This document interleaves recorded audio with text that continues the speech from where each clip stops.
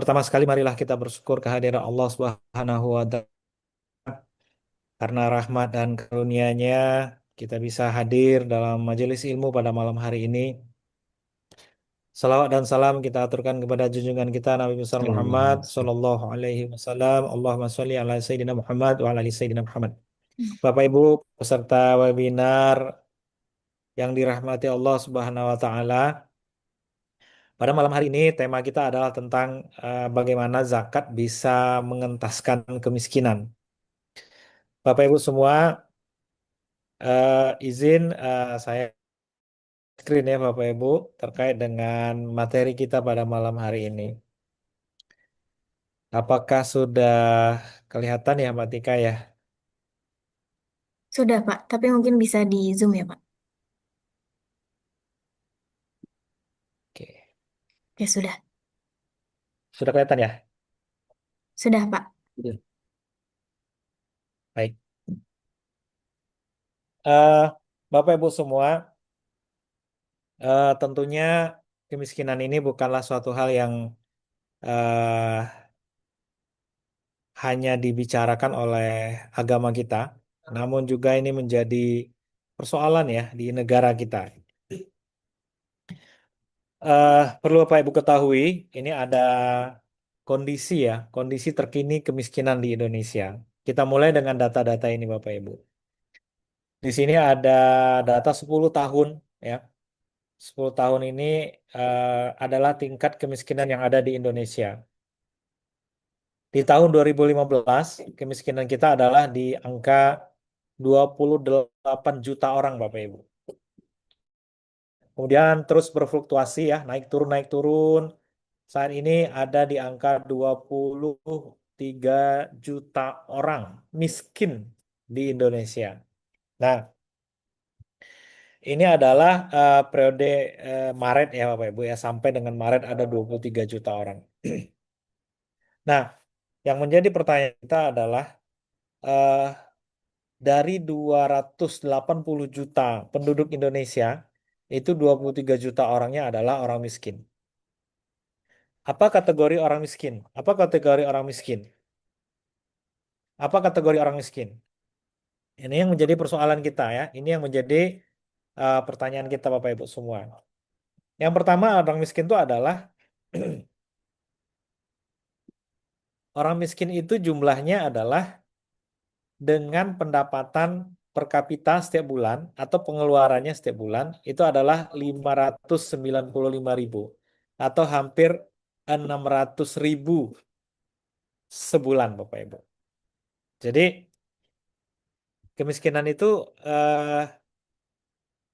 yang 23 juta orang itu Bapak Ibu adalah orang yang dengan sebulan dia hanya mengeluarkan untuk kebutuhan konsumsinya atau keperluannya itu adalah 600.000. Kita bulatkan saja 600.000. Nah, andaikan Bapak Ibu semua 600.000 Mbak Tika di Bekasi sebulan kira-kira cukup apa kurang Mbak Tika? Kurang, Pak. Kurang ya. Nah, Bapak Ibu bisa bayangkan di Indonesia ini ada kurang lebih 23 juta orang yang pengeluarannya 600.000 sebulan, Pak. Bapak Ibu bisa bayangkan.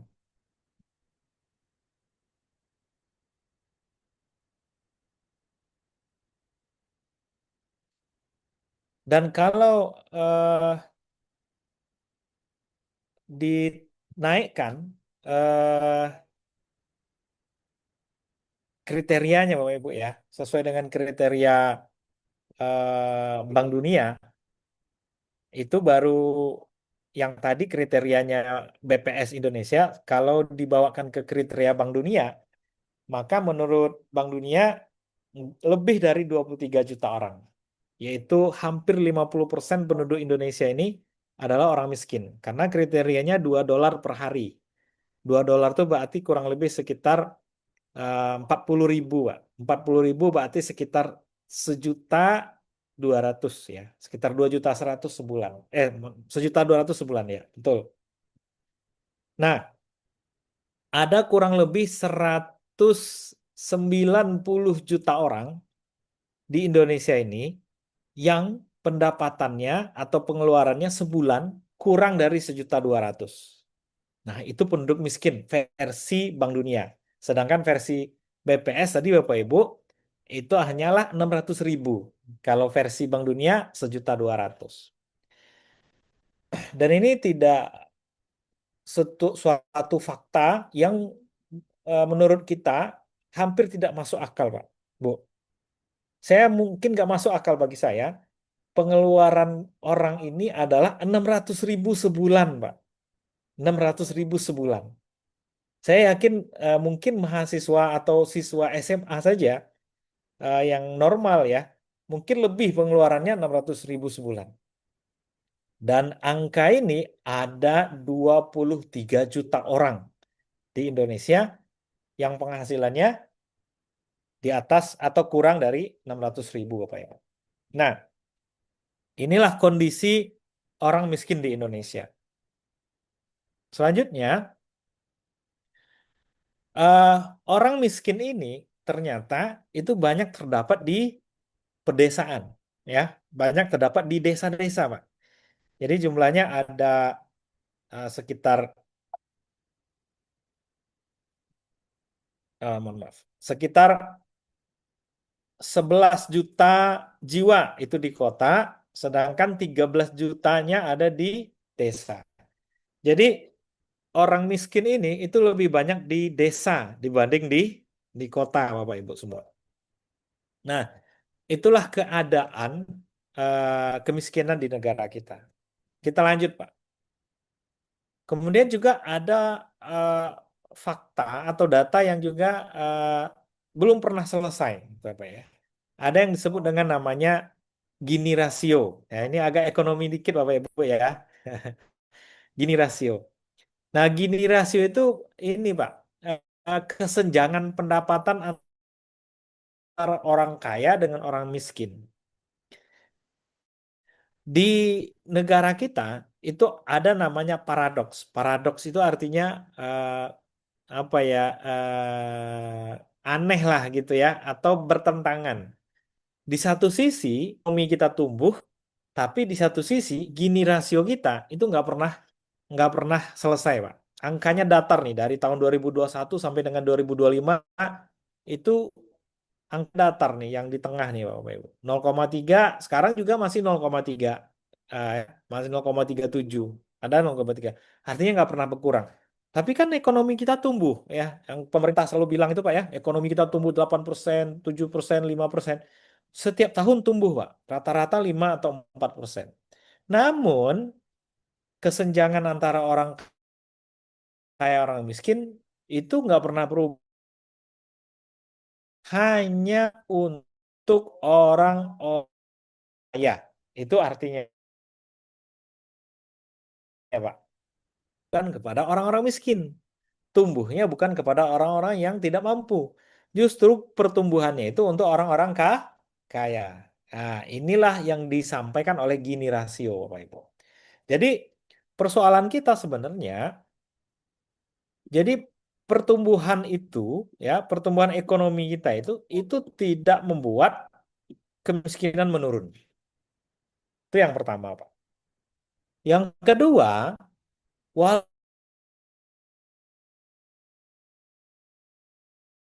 pendapatan itu nggak merata. Selanjutnya, kita membutuhkan apa yang disebut dengan distribusi yang efektif. Nah, ini yang menjadi perusahaan ini. Di satu sisi angka kemiskinan sangat tinggi, di satu sisi ekonomi kita tumbuh, namun Gini rasio kita masih tetap tidak berubah. Artinya antara orang kaya dengan orang miskin itu jurangnya semakin semakin dalam walaupun ekonomi kita tumbuh. Dengan kata lain, ekonomi negara kita tumbuh bukan untuk orang-orang miskin. Nah, itu kesimpulannya begitu, Pak. Jadi, walaupun ekonomi kita maju, ternyata itu tidak berdampak kepada perekonomian orang-orang miskin. Gitu ya, tidak mengangkat harkat dan martabat orang-orang miskin. Nah, ini yang terjadi dengan kita Bapak Ibu semua. Selanjutnya, Kalau begitu, di mana zakat sebagai solusi ya untuk mengatasi pengentasan kemiskinan itu? Nah, ini yang menarik sebenarnya. Kita ingin lihat juga, Pak, di Indonesia ini apakah zakat benar-benar efektif mengatasi kemiskinan atau tidak. Nah, sebelum kita lihat ke sana, kita ingin lihat beberapa penelitian ya, dari berbagai negara, Bapak Ibu, tentang apakah zakat itu bisa berhasil mengentaskan kemiskinan. Yang pertama ada penelitian yang dilakukan di Nigeria nih, ya, di Nigeria. Nah, ternyata di Nigeria itu zakat mampu memperkuat keadilan sosial, ya, atau dia mampu mengurangi kesenjangan ekonomi. Ini menurut penelitian si beliau ini Bapak Ibu ya di tahun sekarang ya berdasarkan jurnal yang ada di Global Affairs and Rural Development di Nigeria. Terus juga Malaysia. Di Malaysia ternyata juga menurut penelitian Ahmad dan Dawam ini itu mengatakan zakat dari lembaga zakat Malaysia itu berkontribusi terhadap penurunan kemiskinan melalui program pemberdayaan ekonomi. Jadi di Nigeria, kemudian di Malaysia itu terbukti zakat mampu mengurangi kemiskinan. Selanjutnya kita coba lihat juga di Afghanistan. Ya. Di Afghanistan itu ternyata juga zakat adalah sebagai mekanisme utama pemberdayaan masyarakat miskin justru. Bahkan dia sebagai pemulihan ekonomi pasca konflik di wilayah yang berisiko tinggi kemiskinan di Afghanistan. Nah, selanjutnya adalah di Uganda. Bapak Ibu mungkin tahu lah ya negara-negara Uganda, Afghanistan, atau Nigeria ini negara-negara miskin. Mungkin Malaysia yang tidak di antara yang contoh kita ini. Nah, di Uganda itu juga sama. Jadi studi ini menyimpulkan bahwa pengumpulan dan distribusi zakat secara internasional itu mampu menurunkan kemiskinan ekstrim, bahkan kemiskinan ekstrim ya, di wilayah Afrika Timur.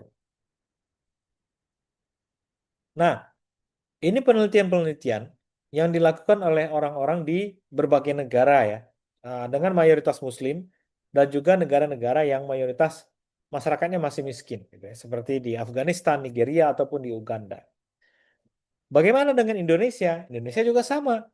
Ini ada dua penelitian terbaru ya yang saya sampaikan, penelitian Cahyani dan penelitian Indahwati ini. Mereka menyimpulkan ini di Basnas Situbondo nih ya, itu mampu meningkatkan kemandirian ekonomi mustahik melalui pengembangan usaha kecil berbasis dana zakat. Jadi zakat produktif yang dikelola oleh Basnas di sini itu mampu mengembangkan usaha kecil di situ. Selanjutnya juga ada program Kampung Zakat Terpadu ya. Menurut penelitiannya si Indahwati ini, Kampung Zakat Terpadu itu ternyata berhasil menurunkan tingkat kemiskinan dengan optimalisasi dana zakat untuk pelatihan, pembiayaan usaha, dan juga pemberdayaan sosial ekonomi. Jadi Bapak Ibu semua, berdasarkan semua penelitian-penelitian ini, ternyata terbukti secara ilmiah dan akademik, ya, zakat itu efektif dalam pengentasan kemiskinan. Nah, jadi hasil-hasil penelitian ini menggarisbawahi bahwasanya pengelolaan zakat yang profesional, tepat sasaran, itu dapat menjadi instrumen vital dalam mengentaskan kemiskinan. Nah, ini kita lihat peran zakat dalam pengentasan kemiskinan. Baik. Selanjutnya,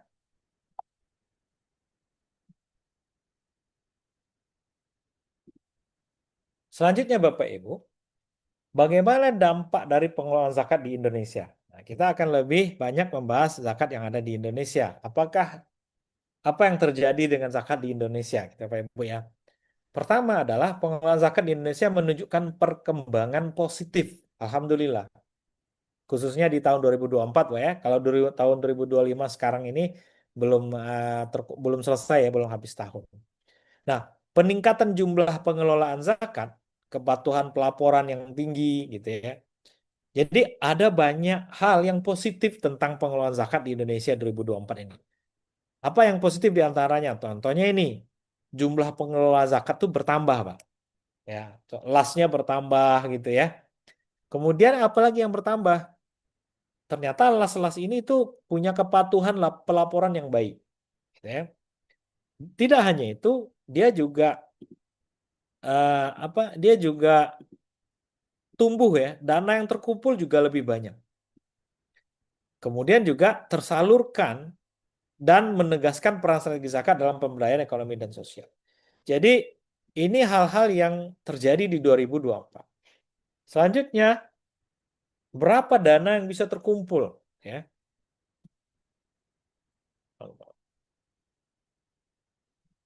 Yang pertama, untuk tahun 2024 ini Bapak Ibu semua, dana ZISWAF dan dana sosial keagamaan lainnya atau DSKL, ZIS DSKL istilahnya, itu hampir terkumpul di Indonesia saat ini. Jumlahnya adalah 40,51 triliun Bapak Ibu semua. Itu angka yang luar biasa. Itu meningkat. Peningkatannya luar biasa. 23, maaf, 25,34% dari tahun sebelumnya. Ini menandakan bahwasanya publik mulai menaruh kepercayaan yang tinggi terhadap efektivitas zakat di Indonesia.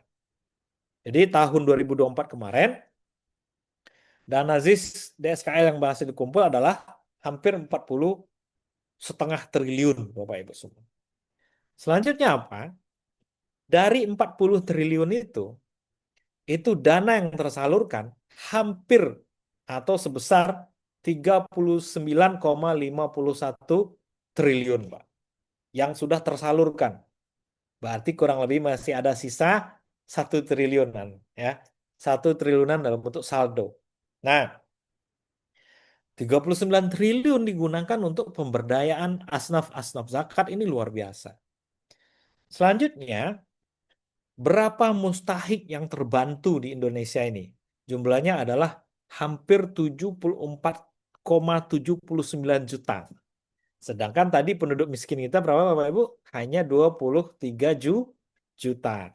Sedangkan orang yang terbantu oleh dana zakat di Indonesia ini hampir 75 juta orang.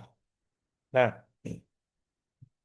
selanjutnya adalah berapa orang yang menjadi muzaki ya untuk di tahun 2024. Yang menjadi muzaki untuk tahun 2024 ini hampir 27 juta orang. Berarti dengan bahasa lain 27 juta orang itu membayar zakat di Indonesia ini. Itu angka yang cukup besar sekali ya. Dan bukan hanya perorangan, bahkan perusahaan atau badan ya. Perusahaan atau badan yang membayar zakat itu nilainya hampir 300 ribuan badan atau perusahaan yang membayar zakat.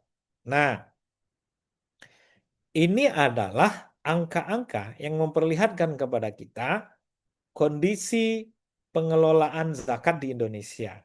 Bahwasanya di tahun 2024 ini kita sudah berhasil mengumpulkan dana zakat sebanyak 40,51 triliun rupiah. Dan sudah menyalurkannya 39 triliun rupiah. Berarti penyaluran dana zakat tertinggi itu ada di program kemanusiaan, yaitu naik sebesar 40%, dan asnaf fakir miskin. Nah, Bapak Ibu lihat nih, fakir miskin itu hampir didistribusikan dari dana zakat sebesar 8,65 triliun. Ya, 8,65 triliun itu untuk orang-orang fakir dan miskin. Oke. Ini menarik, Pak. Bapak Ibu bayangkan apa yang terjadi kalau nggak ada dana zakat. Berarti ada dana yang sebesar 8,6 triliun itu tidak tersalurkan kepada fakir miskin. Ya. Dan tentunya kehidupan mereka tidak akan lebih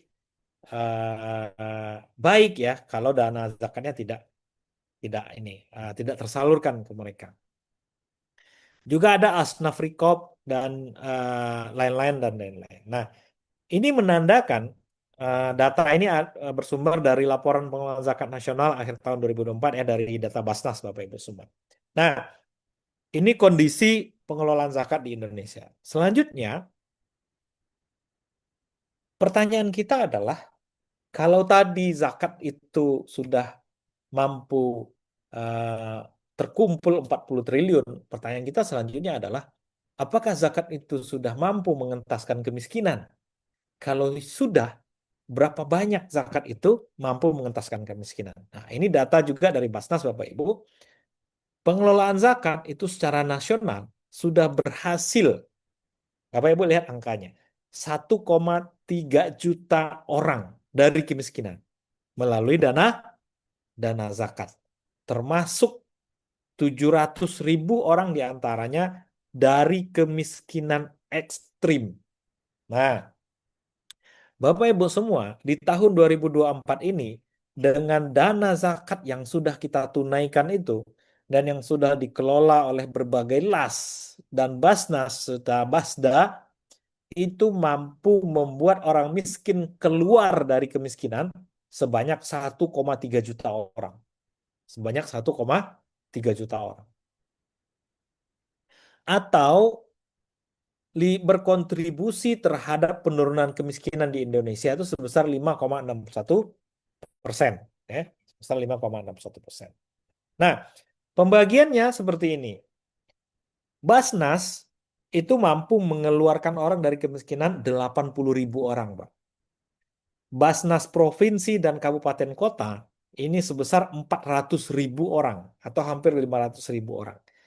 Yang paling besar mengeluarkan orang dari posisi orang miskin adalah lembaga amil zakat, yaitu hampir lebih dari 900 ribu orang. Di total semuanya tadi adalah sebesar 1,3 juta orang. Jadi ternyata Bapak Ibu semua, zakat di samping hasil penelitian-penelitian orang-orang tadi ya di Uganda, di Afghanistan, di Malaysia, ternyata di Indonesia kita punya angka bahwasanya zakat itu sudah mampu mengentaskan kemiskinan orang sebanyak 1,3 juta di tahun 2024 kemarin. Dan kontribusi yang paling besar itu dilakukan oleh lembaga amil zakat, yaitu hampir 1 jutaan orang. Nah, Bapak Ibu semuanya, kinerja ini menunjukkan peran krusial ya lembaga pengelola zakat dalam upaya membebaskan jutaan jiwa dari jerat kemiskinan. Jadi sebanyak 23 juta orang tadi ya yang hanya penghasilannya 600 ribu sebulan, ternyata dengan adanya zakat itu mampu mengurangi jumlah itu dan membantu mereka berdasarkan distribusi program yang sudah dilakukan oleh Basnas maupun lembaga amil zakat. Ini bersumber juga dari laporan zakat dan kemiskinan Basnas RI di bulan Februari 2025 kemarin.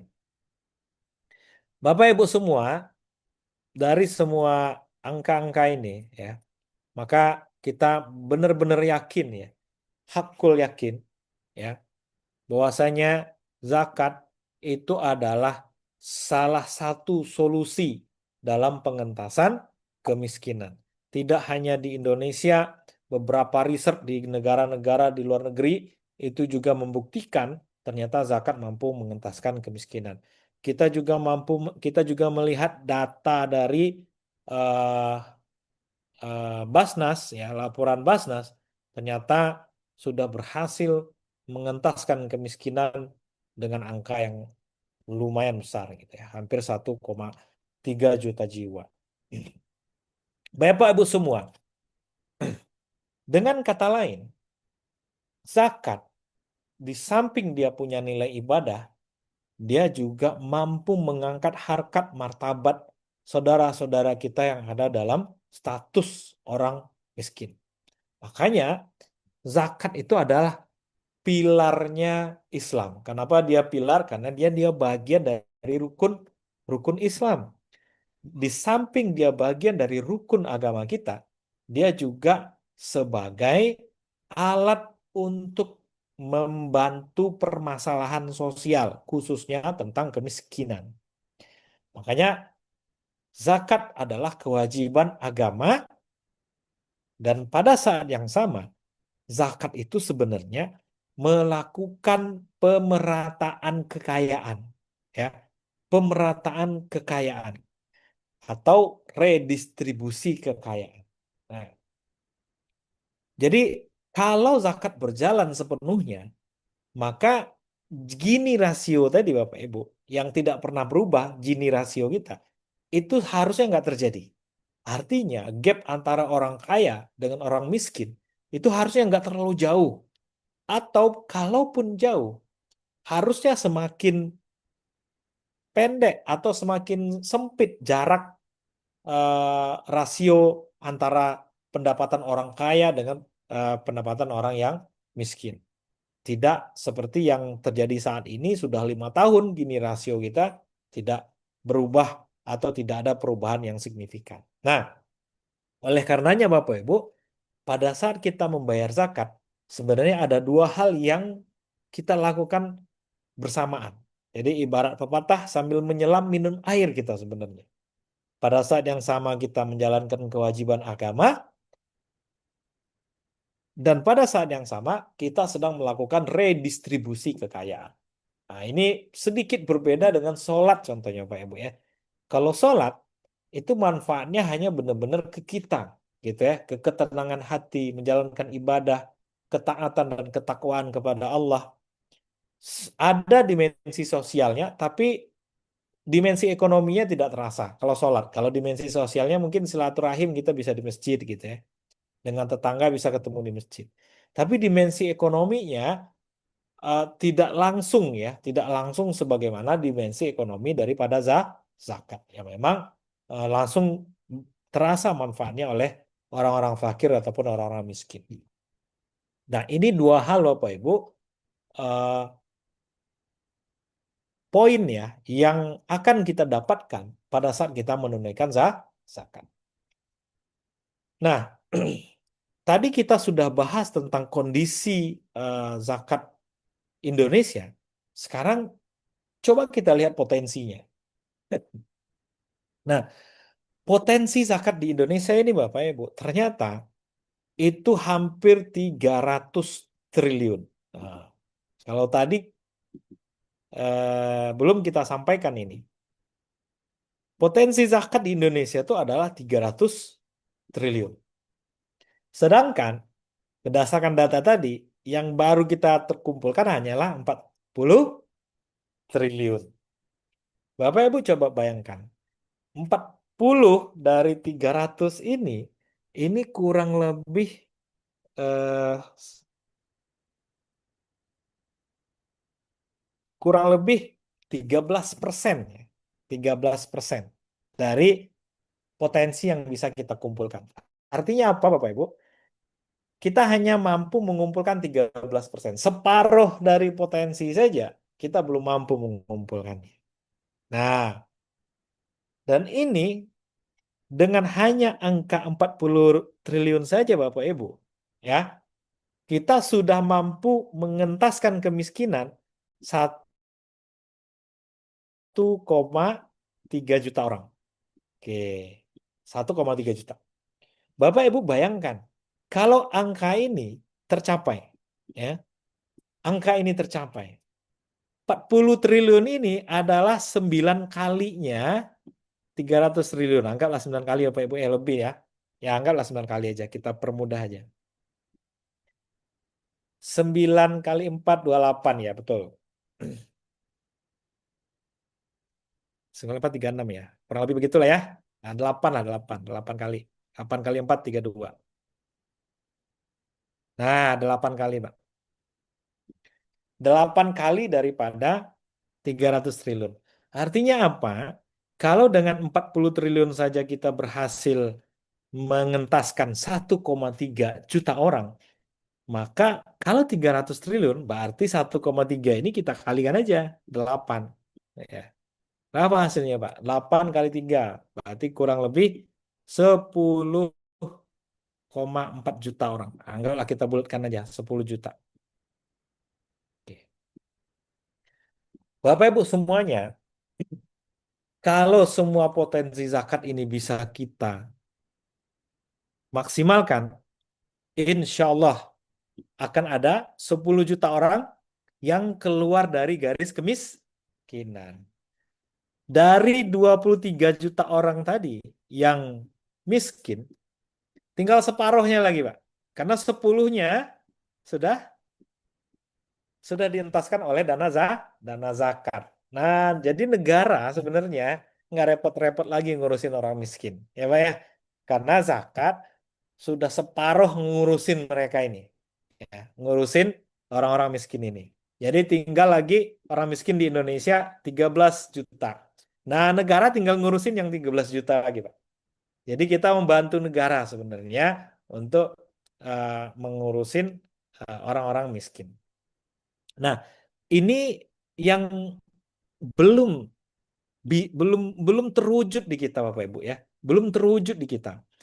Karena kita baru mampu mengumpulkan sebesar 40 triliun ya. Padahal potensinya adalah 40 mohon maaf, 300 triliun. Nah, ini yang pertama Bapak Ibu. Yang pertama. Selanjutnya adalah potensi zakat kita, preferensi lembaga tidak resmi. Nah, jadi ada asumsi nih, pembayar zakat itu memilih menyalurkan zakatnya melalui lembaga tidak resmi atau langsung. Sehingga apa? Sehingga mengurangi efektivitas pengelolaan. Salah satu kelemahan langsung ini Bapak Ibu adalah dia tidak punya program pembinaan terhadap muzaki. Tidak ada program pendampingan. Tidak ada program pendidikan. Tidak ada program keberlanjutan, tidak terukur, bahasa sederhananya begitu mungkin ya, tidak terukur, hanya sekedar memberi habis itu lepas. Nah, hal ini sebenarnya berpotensi untuk zakat itu tidak mampu meningkatkan eh, efektivitas sasarannya, sehingga orang yang dibayar zakat dia tidak bisa keluar dari kemiskinan karena tidak ada pendampingan, tidak ada pengawasan, tidak ada pendidikan ya. Kalau eh, contohnya saya ngasih zakat gitu ya ke orang, saya nggak bisa mantau dana saya ini apakah efektif atau tidak digunakan oleh dia gitu ya, apakah dibelikan ke yang lain atau yang lain atau jangan-jangan mungkin dia bukan orang yang berhak menerimanya. Nah, ini salah satu problem kalau zakat itu eh, tidak diakomodir atau dimanage dengan tepat sasaran. Salah satu supaya dia tepat sasaran adalah dengan membayarkannya kepada lembaga amil zakat yang resmi, gitu ya Bapak Ibu. Kemudian adalah kita punya istilah nanti namanya zakat produktif. Nah, zakat produktif. Zakat produktif ini adalah andalan ya, andalan Bapak Ibu di dalam mengangkat posisi para duafa tadi, yaitu fakir miskin, menjadi orang yang keluar dari kemiskinan. Itu mekanismenya, salah satu mekanisme andalan kita adalah menggunakan apa yang disebut dengan namanya zakat produktif. Nah, kondisi kita saat ini adalah alokasi zakat produktif itu masih terbatas karena berbagai kendala dalam pengelolaan, administrasi, dan pendampingan mustahil. Jadi, tiga hal ini adalah persoalan-persoalan atau potensi-potensi yang masih menjadi challenge ya, tantangan bagi kita di Indonesia. Sehingga zakat yang potensinya 3 triliun ini itu belum maksimal kita kita kumpulkan dengan baik dan belum kita maksimal distribusikan dengan baik. Nah, Bapak Ibu semua, ini potensi zakat di Indonesia yang belum maksimal. Nah, selanjutnya kita membahas tentang lembaga amil zakat itu sendiri. Karena tadi Bapak Ibu lihat hampir 75% orang miskin yang keluar dari garis kemiskinan melalui zakat itu merupakan peran dari LAS, merupakan peran dari lembaga amil zakat. Nah, makanya penekanannya nanti akan banyak kepada lembaga amil zakat karena terbukti secara data teman-teman di LAS itu mampu berkontribusi dalam meningkatkan eh, status ya orang-orang miskin untuk keluar dari kemiskinan. Oke. Peran strategis LAS ya. Lembaga amil zakat seperti Basnas atau Lazis lainnya itu berperan krusial sebagai eh, sebagai pengelola zakat yang profesional dan terpercaya. Apa fungsi utama teman-teman dari LAS ini? Ya. Jadi sederhananya bisa kita bilang, kalau LAS ini tidak profesional, Pak, Bu, maka zakat itu bisa kita simpulkan tidak begitu efektif dalam mengentaskan kemiskinan. Nah, sehingga fungsi mereka apa? Fungsi utama dari LAS itu adalah ini. Pertama, mengelola zakat secara sistematis dan transparan. Sistematis ini itu bisa kita artikan LAS tadi ya. LAS ini harus mengelola zakat itu sesuai aturan. Sesuai aturan. Baik aturan agama maupun aturan negara. Nah, aturan agama itu asnafnya, nisabnya, haulnya, kemudian juga nanti ada beberapa ijtihad di lapangan tentang zakat-zakat kontemporer seperti apa. Nah, kemudian juga sistematis itu didefinisikan sebagai dia mengikuti aturan-aturan yang dibuat oleh negara atau pemerintah ya. Inilah yang dipahami sebagai atau fungsi utama daripada LAS supaya aman syar'i gitu ya Bapak Ibu semua. Dan aman NKRI ada tiga aman apa yang dicanangkan oleh pemerintah untuk LAS ini. Nah, selanjutnya yang juga fungsi penting dari LAS itu adalah dia harus transparan. Yang kedua, Bapak Ibu semua, ini menarik. Kenapa harus transparan? Nah, jawabannya karena LAS ini dia mengelola uang masyarakat, ya, bukan uang perusahaan atau uang keluarga atau uang pribadi. Dia mengelola uang umat kalau bahasa kitanya. Untuk membuat umat percaya, maka kunci daripada kepercayaan itu adalah transparan. Jadi silas tadi harus mampu mengelola zakat secara sistematis sesuai aturan dengan baik aturan syariat agama maupun aturan negara. Pada saat yang sama dia harus mengelolanya secara transparan. Ya, inilah fungsi yang pertama daripada LAS Bapak Ibu. Selanjutnya, challenge bagi LAS itu adalah dia harus mampu memastikan programnya itu adalah tepat sasaran. Nah, memastikan penyalurannya tepat sasaran kepada mustahik. Jadi jangan sampai penyaluran dana zakat itu di luar daripada ketentuan syar'i atau ketentuan syariat Islam yang sudah ditetapkan sehingga dia nanti bisa dibilang tidak tepat sasaran. Selanjutnya, si lembaga LAS ini supaya dia tepat sasaran, maka dia harus mampu melakukan verifikasi dan pendataan yang akurat. Nah, inilah yang tadi saya singgung Bapak Ibu, yang tidak bisa dilakukan oleh individu, ya, karena mungkin tidak punya waktu ya untuk mendata atau mungkin dia tidak ya karena kesibukan pekerjaan untuk mencari nafkah keluarga tidak bisa melakukan pendataan yang akurat terkait dengan program zakat andaikan itu dilakukan secara individu. Nah, maka peran lembaga amil zakat ini menjadi sangat penting supaya benar-benar zakat itu mampu mengentaskan kemiskinan. Nah, LAS tidak hanya menyalurkan bantuan konsumtif. Nah, ini yang tadi kita singgung di awal yang disebut dengan zakat produktif ya Bapak Ibu ya. Jadi dia tidak hanya memberikan bantuan konsumtif, tetapi juga mengembangkan program pemberdayaan ekonomi. Ya, program pemberdayaan ekonomi.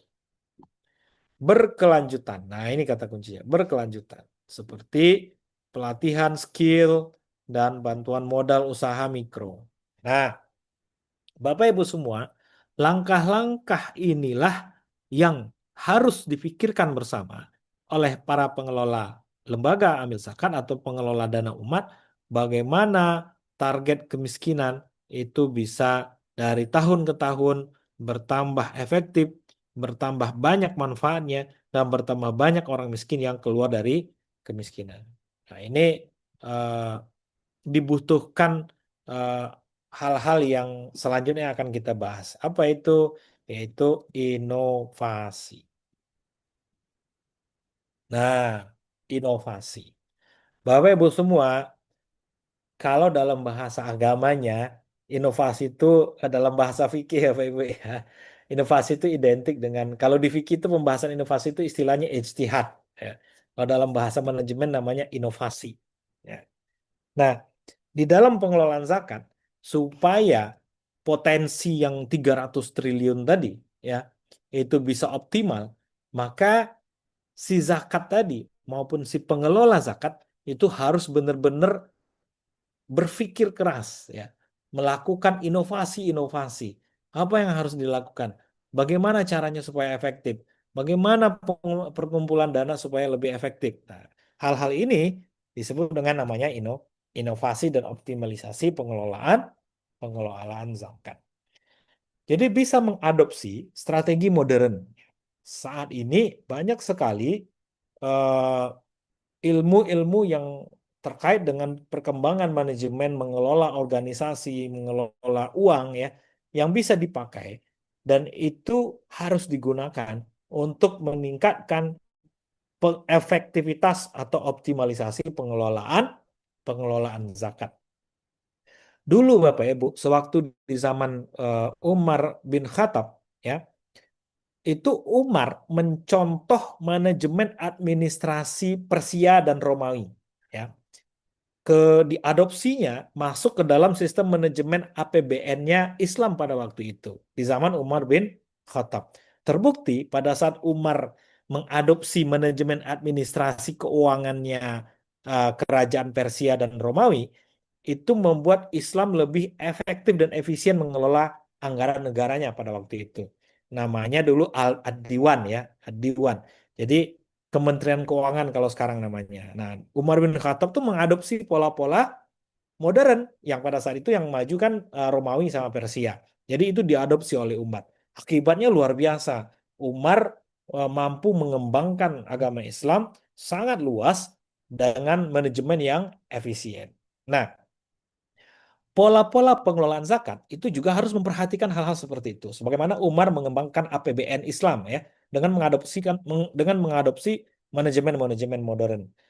Nah, sehingga dibutuhkan inovasi-inovasi dan optimalisasi pengelolaan zakat. Jadi kalau kita berhenti berinovasi, berhenti mengoptimalkan berkreasi tentang pengelolaan zakat, kita akan tidak mampu mencapai potensi zakat yang sesungguhnya di Indonesia. Nah, ini beberapa strategi optimalisasi zakat ya yang disampaikan oleh Yusuf Qaradawi. Yang pertama adalah perluasan cakupan harta. Ya, makanya sekarang ada sederhananya ini adalah memperluas jenis harta yang dikenai zakat untuk mencakup sektor ekonomi modern seperti investasi, saham, properti demi keadilan yang komprehensif.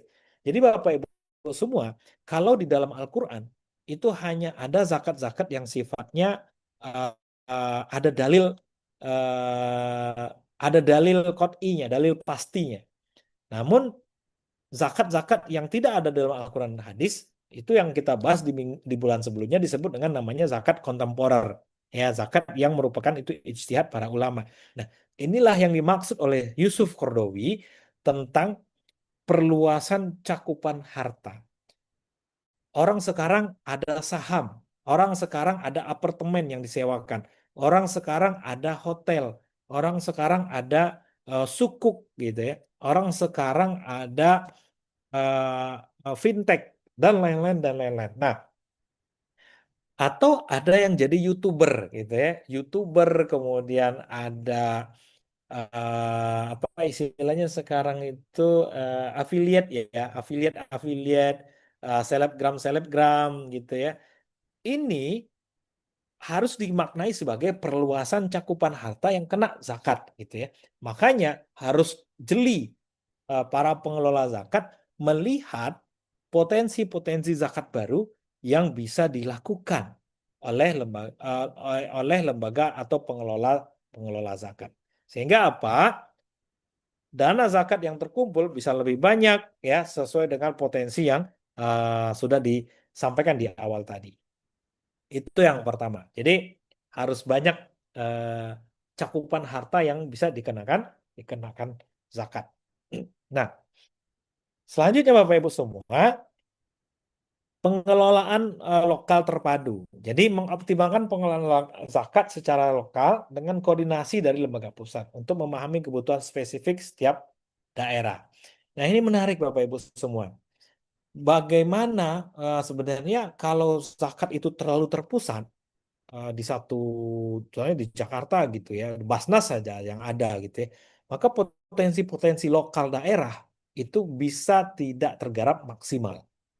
Karena tadi kita sudah bahas kemiskinan itu banyaknya di desa dibanding di kota ternyata Bapak Ibu. Itu otomatis kewajiban agama kita adalah kita harus memaksimalkan potensi zakat yang ada di daerah supaya dana zakatnya bisa langsung berdampak kepada orang-orang miskin yang ada di daerah itu sendiri. Tahu karena memang faktanya kemiskinan banyak di daerah dibanding di kota. Itu datanya sudah kita sampaikan tadi. Jadi Yusuf Qaradawi menyampaikan salah satu strategi untuk optimalisasi zakat itu adalah bagaimana membuat pusat-pusat zakat di daerah-daerah gitu ya, di daerah-daerah. Jadi bukan hanya di kota-kota besar atau di pusat-pusat kota, namun itu harus dikembangkan sampai ke daerah-daerah. Dan ini sejalan dengan data BPS tadi, ternyata orang miskin tuh banyaknya ada di daerah gitu ya, bukan di kota-kota besar. Selanjutnya apa yang bisa dilakukan oleh pemerintah gitu ya? Selanjutnya apa yang dilakukan untuk mengoptimalkan zakat menurut Suhodawi adalah tidak bisa lepas dari peran peran pemerintah. Jadi melibatkan pemerintah dalam pengelolaan dan membuat regulasi tentang zakat ya, untuk menghindari kepentingan pribadi serta memastikan transparansi dan akuntabilitas. Mohon maaf Bapak Ibu, beberapa tahun kemarin kita mendapat berita yang tidak mengenakkan ya terkait salah satu lembaga ambil zakat yang berkasus gitu ya, yang berkasus ya. Mungkin Bapak Ibu pernah mendengar ceritanya dan itu kasusnya luar biasa. Dan itu lembaga ambil zakat yang sangat besar gitu ya. Nah, tentunya kita tidak ingin itu terjadi lagi ya. Kita tidak ingin itu terjadi lagi. Kepercayaan publik akan semakin tinggi ya terhadap lembaga ambil zakat kita. Oleh karena itu, pemerintah harus hadir ya, harus hadir membentuk regulasi yang memperkuat institusi pengelola zakat serta memberikan apa ya upgrading gitu ya, meng-scale up lembaga amil zakat ini supaya dia semakin akuntabel, semakin transparan dan semakin dipercaya oleh masyarakat. Nah, tentunya untuk mewujudkan itu pemerintah harus ikut turun tangan dan membantu pengelolaan zakat ini supaya lebih efektif dan efisien. Nah, baru-baru ini Bapak Ibu semua, MUI itu mengeluarkan fatwa bahwasanya zakat gitu ya, itu bukanlah uang negara. Sehingga orang yang mengambil uang zakat gitu ya, kayak kasus yang di lembaga ambil zakat kemarin itu nggak bisa dibilang koruptor gitu ya. Tapi maling duit umat mungkin ya sebutnya ya, bukan mengambil uang negara. Karena itu karena zakat bukanlah uang negara. Sehingga pola auditnya, pola pengelolaannya tidak bisa mengikuti aturan-aturan keuangan negara. Artinya dia nggak masuk di dalam APBN. Maka oleh karena itu pemerintah harus mampu memposisikan dirinya sebagai apa ya, fasilitator untuk optimalisasi pengelolaan zakat khususnya di Indonesia. Nah, inilah Bapak Ibu semua, berharap dengan adanya peran pemerintah, optimalisasi dana zakat kita bisa lebih baik. Ini beberapa strategi optimalisasi yang disarankan oleh Yusuf Kordowi. Yang pertama tadi ada bagaimana harta cakupannya semakin diperluas. Yang kedua, semakin bukan hanya hartanya yang diperluas, tapi wilayah pengelolaannya juga diperluas sampai ke daerah-daerah. Terakhir adalah bagaimana pemerintah bisa ikut berperan dalam mengelola dana zakat ini. Khususnya untuk regulasinya gitu ya, khususnya untuk regulasi. Nah, selanjutnya Bapak Ibu semua, ada istilah yang kita sebut dengan zakat produktif. Nah, zakat produktif ini tentunya punya tujuan yang paling utama itu adalah mengentaskan kemiskinan, mewujudkan orang miskin menjadi nggak miskin lagi. Nah, inilah tujuan utama sebenarnya dari zakat produktif ya. Dan ini udah dijalankan sebagian besar oleh lembaga amil zakat yang ada di Indonesia. Dan mereka pasti punya program namanya zakat produktif. Yang di mana zakat produktif ini target utamanya tadi mengubah mustahik menjadi muzaki, walaupun tidak segampang mengucapkannya ya. Bapak Ibu, banyak juga yang gagal itu program gitu ya. Tapi spiritnya akan tetap dijaga karena tanpa spirit seperti itu kita tidak akan pernah keluar ya, atau tidak akan pernah mengangkat darjat para mustahik tadi menjadi muzaki. Apa bentuknya? Bentuk yang pertama adalah biasanya itu modal usaha, ya Bapak Ibu semua. Jadi kalau sudah namanya zakat produktif, itu pasti dana zakatnya tidak mengarah ke hal-hal yang sifatnya konsumtif, untuk makan, untuk beli pakaian, untuk beli apa ya, untuk beli perumahan atau sekolah, tidak. Tapi untuk modal usaha, ya. Jadi zakat tadi disalurkan sebagai modal usaha yang mendukung kemandirian ekonomi mustahik, bukan sekedar bantuan konsumtif. Nah, program-program ini Bapak Ibu sudah digalakkan oleh sebagian besar LAS dan BAS ya. Ada kalau di Basnas itu ada namanya Zmart gitu ya. Kemudian kalau di GIS Peduli namanya apa Mbak Tika atau Pak Doni yang zakat produktif? Namanya Gemaker, Bapak, UMKM. Oke, Gemaker UMKM, Masya Allah. Ini meniru program yang ada di Pakistan sebenarnya ya, Gemaker. Nah, Bapak Ibu semua, program-program zakat produktif ini benar-benar bertujuan supaya kemiskinan bisa hilang ya dari orang-orang yang masuk ke dalam kategori miskin atau fakir.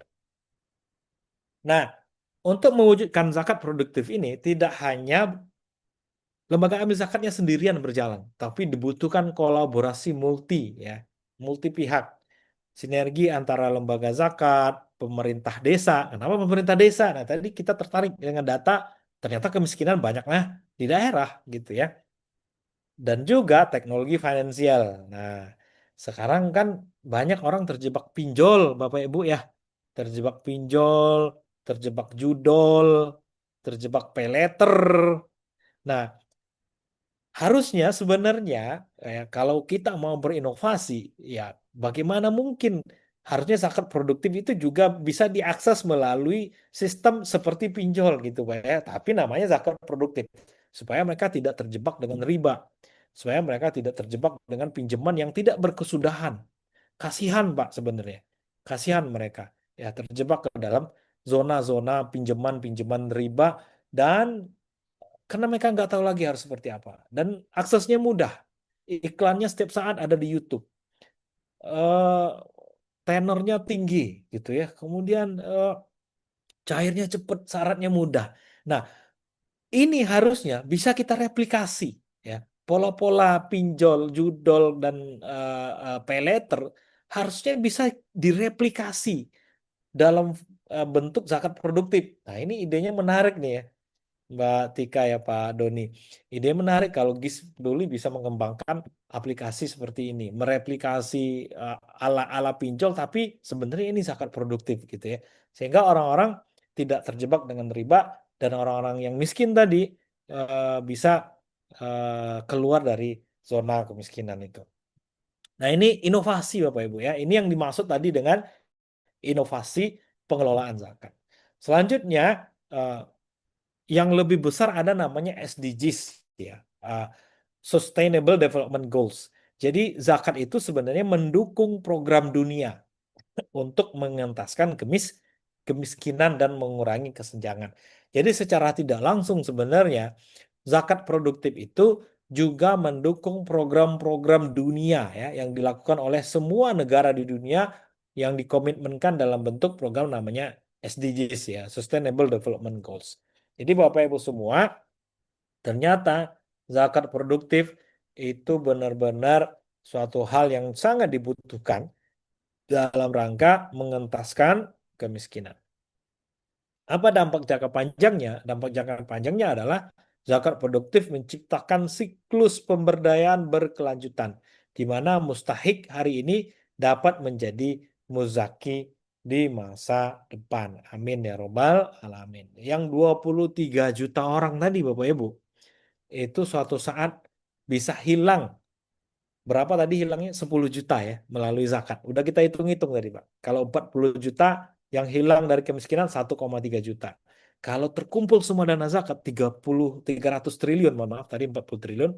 300 triliun itu yang hilang adalah 10 juta orang dari kemiskinan. Ini bisa kita wujudkan bersama dengan kolaborasi multi pihak ya, kolaborasi lembaga amil zakat, pemerintah desa, dan penggunaan teknologi ya.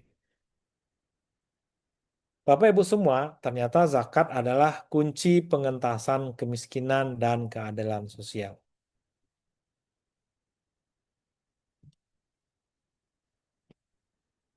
Jadi potensi besar untuk perubahan, zakat memiliki potensi luar biasa untuk mengurangi kemiskinan dan kesenjangan ekonomi.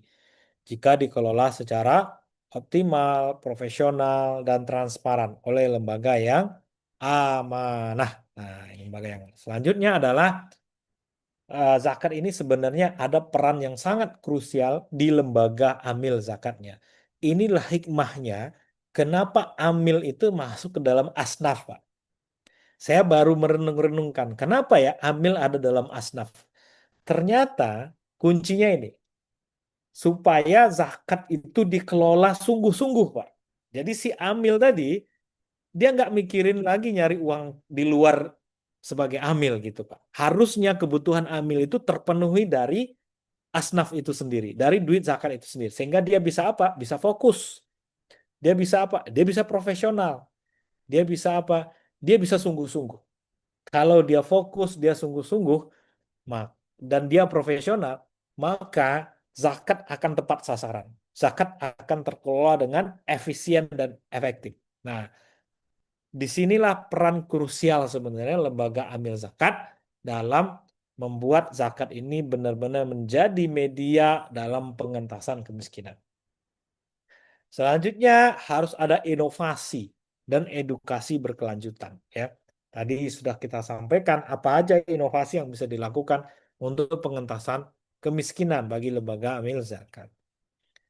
Mari bersama kita memaksimalkan zakat Bapak Ibu semua untuk masa depan Indonesia, tentunya masa depan umat yang lebih sejahtera, berkeadilan, dan bermartabat bagi seluruh rakyatnya. Sehingga orang-orang Indonesia bisa hidup dengan lebih layak ya. Umat Islam bisa hidup dengan lebih layak, sejahtera secara ekonomi. Tentunya ini bertambah keimanan dan ketakwaannya kepada Allah Subhanahu wa taala. Karena kalau perutnya lapar, sholatnya nggak khusyuk itu Bapak Ibu. Kalau sekolahnya nggak bagus gitu ya, pasti akalnya nggak berkembang. Padahal salah satu maqasidul syariah itu adalah al-aql ya. Jadi menyempurnakan akal kita melalui pendidikan. Jadi kalau nggak bisa sekolah dengan baik, ya tentunya akalnya tidak berkembang dengan baik. Demikian Bapak Ibu semua, apa ya materi diskusi kita lah ya, materi diskusi kita pada malam hari ini tentang bagaimana zakat mampu mengentaskan kemiskinan ya. Mudah-mudahan bisa bermanfaat bagi kita. Jika ada pertanyaan atau diskusi, saya kembalikan kepada moderator kita pada malam hari ini. Terima kasih. Assalamualaikum warahmatullahi wabarakatuh. Waalaikumsalam warahmatullahi Waalaikumsalam wabarakatuh. warahmatullahi wabarakatuh. Alhamdulillah, terima kasih banyak Pak Diki atas ilmunya. Ternyata memang dampak dari apa kemiskinan itu banyak sekali ya Pak. Tadi salah satunya disebutin pinjol karena memang sebagai anak muda Pak, saya juga beberapa kali teman saya juga mengalami itu dan tentunya bukan cuman keuangannya aja yang habis, tapi mentalnya juga kena kan ya dari pinjol itu. Jadi memang kalau keadaan dari keluarga ataupun diri sendiri tidak mencukupi, yaitu akhirnya akan kemana-mana gitu dampaknya. Jadi salah satunya zakat bisa menghindarkan seseorang dari melakukan hal-hal yang tidak baik gitu. Oke, selanjutnya kita akan buka sesi tanya jawab. Sudah ada yang langsung bertanya. Kak Raihan, Assalamualaikum Kak Raihan. Waalaikumsalam. Oke, baik. Silakan Kak. Baik, izin Dan bertanya, langsung mohon maaf ya, bertanya. oke, karena jaringannya sedang lag. Baik, izin bertanya, apakah peran Basnas saat ini dalam mengelola penyaluran zakat di Indonesia sudah tepat secara menyeluruh? Padahal kalau kita lihat di masyarakat Indonesia sendiri ini, masih banyak masyarakat Indonesia yang di bawah garis kemiskinan gitu. Terima kasih. Ya, baik. Terima kasih pertanyaannya. Mungkin boleh langsung dijawab Pak Diki. Oke, baik. Terima kasih Pak Rehan. Pertanyaan yang sangat bagus Pak Rehan. Apakah Basnas sudah tepat ya mengelola zakat pada saat ini di tengah banyaknya kemiskinan kita di Indonesia? Oke, itu pertanyaan yang luar biasa. Nah, dulu Bapak Ibu semua ada masa di mana Khalifah Umar bin Abdul Aziz ya Bapak Ibu ya, Khalifah Umar bin Abdul Aziz itu menurut sirah di zaman beliau. Beliau kurang lebih menjadi khalifah itu hanya 2 tahunan kalau tidak salah ya, 2 tahunan. Itu selama dia memimpin 2 tahun, Bapak Ibu, dia berhasil menciptakan suatu wilayah yang tidak ada orang miskinnya, gitu ya. Dengan kata lain, tidak ada orang yang berhak menerima zakat. Artinya negaranya benar-benar sejahtera. Hanya dalam waktu 2 tahun saja, Pak. Nah, kenapa itu bisa terjadi? Faktornya ternyata itu ada di keteladanan beliau. Ya, keteladanan beliau. Beliau hidup bersahaja, tidak mau mubazir gitu ya. Kemudian tidak mau memakai fasilitas negara pada waktu itu kisahnya banyak sekali tuh Pak. Kisah-kisah Umar bin Abdul Aziz yang memang berhasil membuat kesejahteraan. Jadi pertanyaannya, apakah Basnas atau negara kita mungkin ya atau lembaga amil zakat itu sudah optimal untuk mengelola zakat sehingga masih adanya kemiskinan? Harusnya jawabannya belum, ya. Karena faktanya masih banyak orang yang miskin, gitu ya. Faktanya belum. Optimalnya kapan? Pada saat sama seperti Umar bin Abdul Aziz tadi, Pak. Tidak ada lagi orang miskin atau orang yang berhak menerima dana zakat. Nah, kenapa dia tidak optimal? Itu pertanyaan kita. Jawabannya pasti belum optimal. Kenapa dia tidak optimal? Itu pertanyaannya. Nah, faktor yang membuat itu tidak optimal itu banyak. Baik disebabkan oleh internal pengelola maupun eksternal pengelola. Jadi ada faktor di luar mereka sebenarnya, di luar lembaga amil zakat atau di luar Basnas ataupun di dalam Basnas.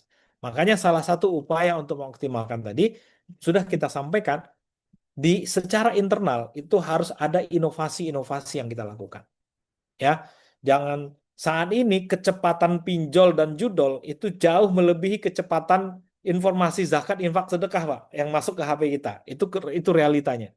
Nah, itu berarti kita masih kalah saing dengan hal-hal yang sifatnya tidak syar'i atau tidak dibenarkan oleh agama kita. Nah, sehingga itu menjadi challenge, menjadi tantangan bagi pengelola zakat, bagi LAS ataupun bagi Basnas gitu ya, ataupun bagi negara. Ini challenge kita yang memang harus kita pikirkan bersama-sama bagaimana solusinya.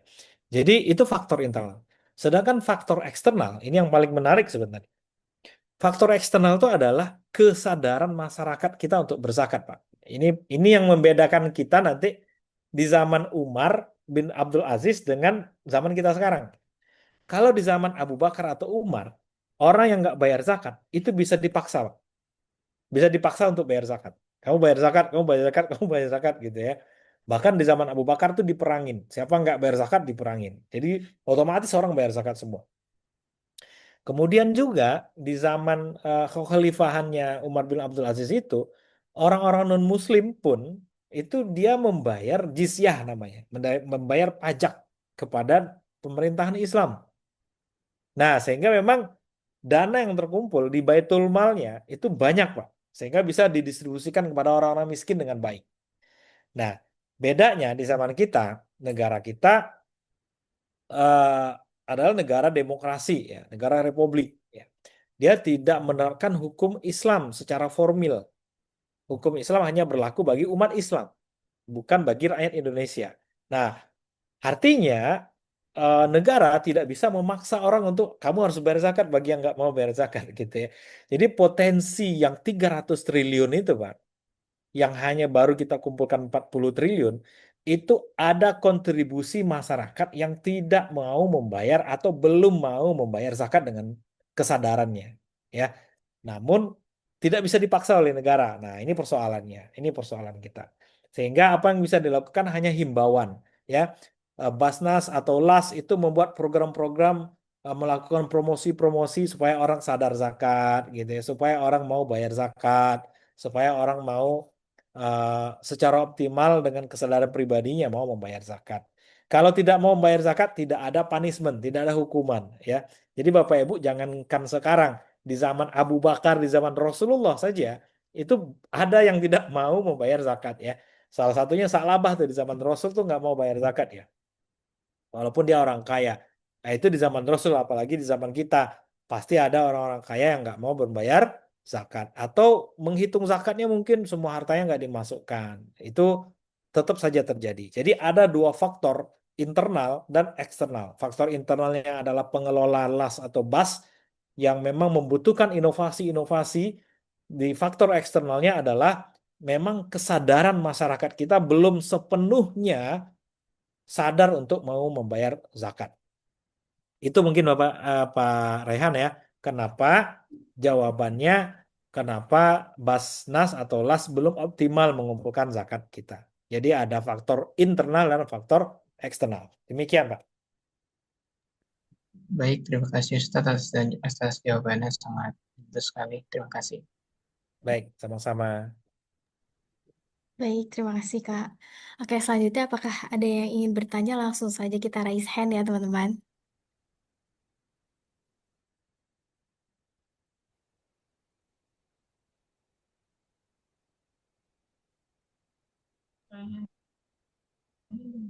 Izin bertanya Mbak Tika, Oh iya, silakan. Em, dengan siapa? Mohon maaf. Ini nggak kelihatan nih. dengan Pak Ira. Sebenarnya tahu ini suara bapaknya ya. Silakan Pak Pranyoto. Izin Ustadz bertanya Silakan Pak Ira. ya. Assalamualaikum semuanya. Waalaikumsalam warahmatullahi Eh, wabarakatuh. menambahkan terkait yang barusan dijelaskan Ustadz, terkait kedudukan pajak dan zakat. Apakah ini regulasi yang setara atau memang berdiri sendiri? Maksudnya begini, di Indonesia karena memang belum memberlakukan syariat Islam, nah itu ada penghimpunan zakat, ada dikenakan pajak juga. Nah pertanyaannya, ketika di sebuah negara yang full memberlakukan syariat Islam, itu apakah berlaku kedua-duanya atau memang khusus memberlakukan zakat? Artinya zakat bisa menggantikan regulasi pajak. Seperti itu, Ustaz. Terima kasih sebelumnya. Baik, terima kasih Pak. Sangat bagus Pak. Pertama, eh, kalau Indonesia, nanti kita akan membahas yang Islam. Kalau di Indonesia memang kita masih terapkan dua-duanya. Jadi ada namanya pajak, ada namanya zakat.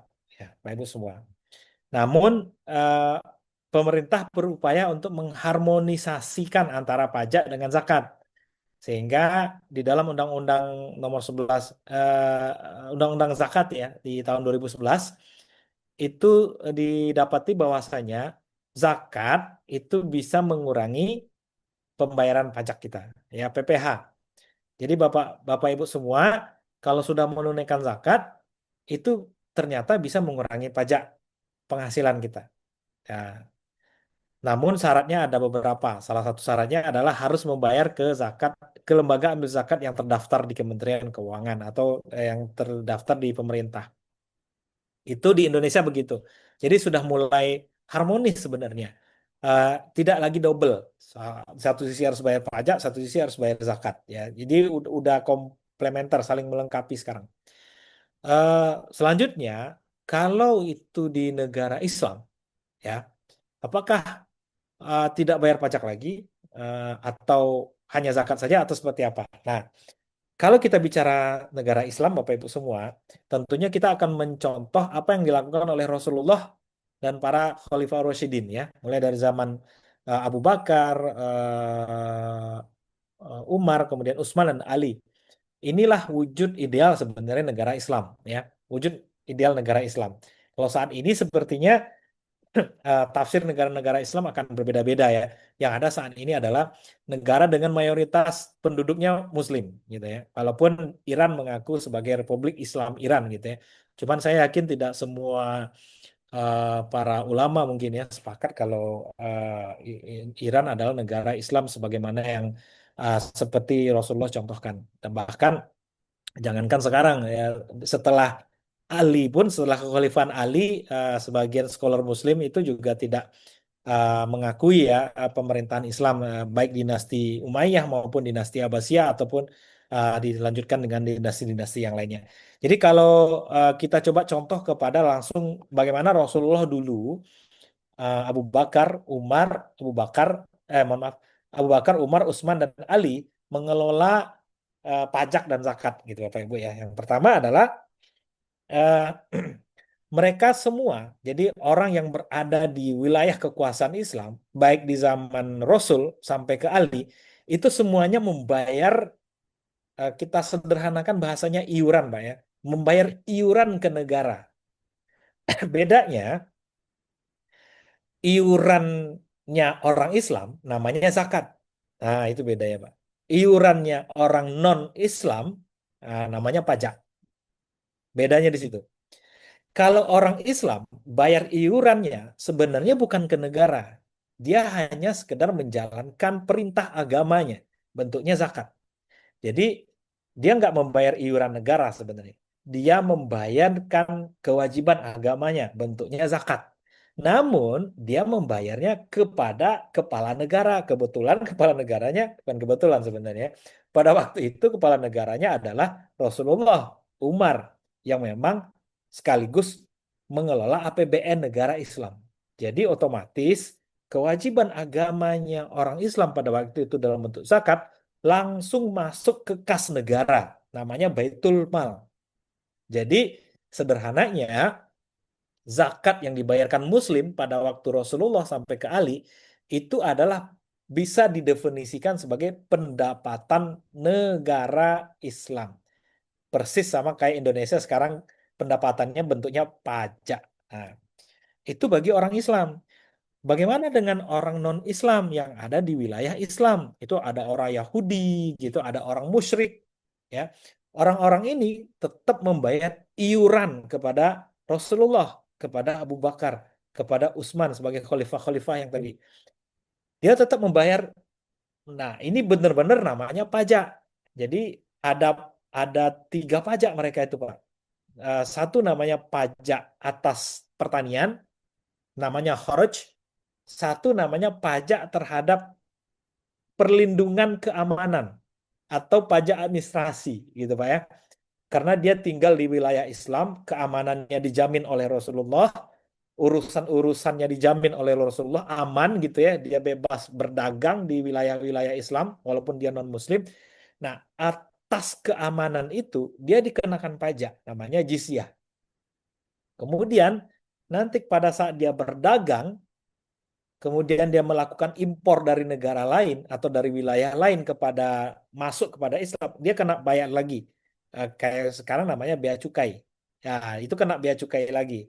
Nah, jadi orang Islam kena zakat, orang non-Islam kena pajak. Begitu praktek yang terjadi di zaman Rasul sampai kepada Khalifah Ali bin Abi Thalib. Dan itu dilanjutkan sampai kepada Turki Utsmani. Ya, jadi kalau Bapak lihat baca sejarahnya Turki Utsmani di khalifah dia yang terakhir, Muhammad Al-Fatih ya, Sultan Mehmed II itu yang runtuh di Turki di tahun 1924, itu masih menerapkan jizyah ya. Bahkan sampai ke negara-negara Eropa, Hungaria dan lain-lain, itu dikenakan jizyah, dikenakan pajak atas jiwa dan keamanan mereka yang memang mereka berada di wilayah kekuasaan Islam. Gitu mungkin Pak Ari ya, atas jawaban yang bisa saya berikan. Jadi andaikan negara Islam menerapkannya atau menjalankan aturan Islam, maka seperti yang dicontohkan oleh Rasulullah tadi, kaum muslimin membayar zakat, kaum yang non-Islam membayar pajak. Gitu ya. Jadi kaum muslim nggak bayar pajak lagi, hanya bayar zakat aja. Gitu ya. Mungkin mungkin itu ya Pak Ira ya. Baik, terima kasih Ustadz. Terima kasih Mbak Tika. Sama-sama Baik, Pak. sama-sama Pak Pranyoto. Oke, selanjutnya ada Kak Zukruf. Boleh silakan langsung pertanyaannya, Kak. Permisi Ustadz, apakah suaranya terdengar? Sangat Jelas? jelas, sangat jelas Pak. Oke Ustadz, jadi saya ingin bertanya seputar apa sih pembagian zakat Ustadz? Ada dua soal. Yang pertama, saya ingin bertanya tentang contoh ya Ustadz, di satu wilayah tersebut itu orangnya semuanya sejahtera Ustadz. Tidak ada salah satu pun bagian dari 8 astaf tersebut Ustadz. Apakah nanti itu diberikan rata ke semua wilayah tersebut atau nanti diberikan ke wilayah sebelah Ustadz yang masih ada 8 asnaf tersebut Ustadz? Itu Ustadz. Yang kedua, gimana tadi ya? Sebentar. Apakah zakat itu wajib ijab kabul Ustadz atau tidak gitu? Contoh, saya punya tetangga yang miskin Ustadz. Punya tetangga yang miskin dan di waktu-waktu zakat tersebut saya mengasih atau memberi beras yang ukurannya sesuai dengan ukuran zakat Ustadz, dan saya memberikan ke tetangga saya tanpa embel-embel ini zakat gitu, tapi cuma ini ada beras gitu. Apakah nanti itu ikut terkena ikut zakat atau tidak Ustadz gitu? Oke, cukup sekian. Oke. Langsung dijawab ya Mbak Tika ya. Iya, Bapak, silakan. Baik, terima kasih Pak Zukruf. Pertanyaannya luar biasa sekali Pak. Pertama terkait dengan asnaf Pak. Jika memang tidak ada asnaf di wilayah itu, maka zakat ya tidak berhak Pak untuk didistribusikan di wilayah itu.